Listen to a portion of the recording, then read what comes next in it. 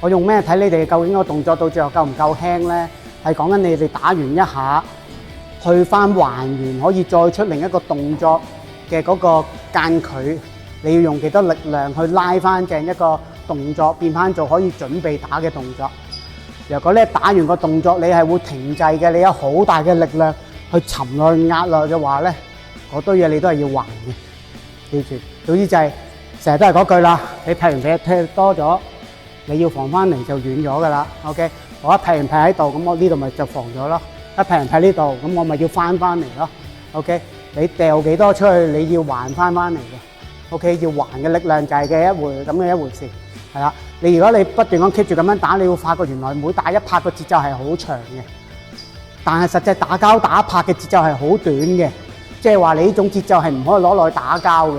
OK， 你劈過一下嗰個咁嘅空隙咧，足夠人哋吉你兩嘢嘅，咁你就慘㗎啦，係啦，即係人哋會快你一半，即係快你一個 double 嘅時間。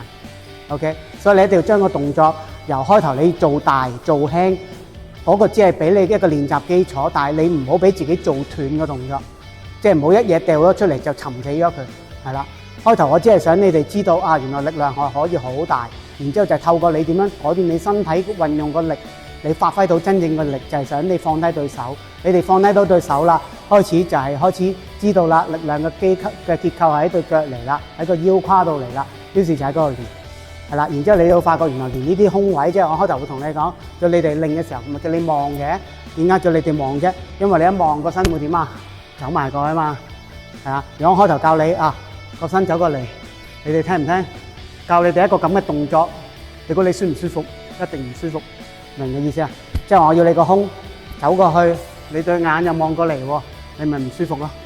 啊！但我哋一玩就有呢啲啦，就唔會話咩啊？就唔會咁啦，係咪啊？就係呢啲一走個位就喺度啦。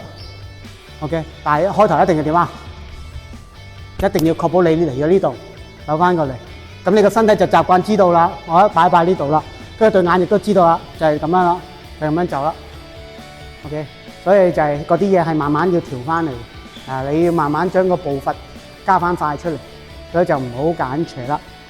OK， 嗱好啦噃，嗱你哋咧低康細有啦噃。記住啦，上弓刀都係一樣。OK， 嗱，記住由上弓刀走過嚟，走過嚟，走過嚟，走過嚟，走過嚟。OK， 記得啦，慢慢就收，收，收，收。記住個力向外，唔好向內縮，千祈唔好向內縮。記住一向內，向外，向外。OK， 向外，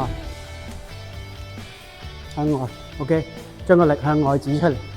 OK， 記住呢樣嘢，係啦，因為呢個係你哋嘅基礎裏邊需要慢慢砌出嚟嘅。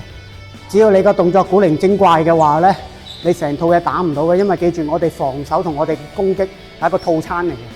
你唔可以一邊就好似日本刀咁揸住把刀咁樣行，跟住諗住用我嗰種力，你用唔到嘅。你會發覺，因為根本大家成套邏輯係唔一致嘅嘢嚟嘅。我哋嘅邏輯不斷咁樣嘅。佢哋嘅邏輯係咁樣嘅啫，係啊，知唔知啊？呢個同佢哋用把刀，即係當然有把刀，亦都決定咗你嘅，即係你嗰個武器，亦都決定咗你嘅步法用法。但係問題就係，只要你就算一拿長刀，就唔會係咁樣打嘅。OK， 唔會咁樣正身咁樣走嘅，係啊。所以記住呢樣嘢，因為你一定要係把刀始終係重嘅，係啊，所以你一定要協調你嘅雙手。OK。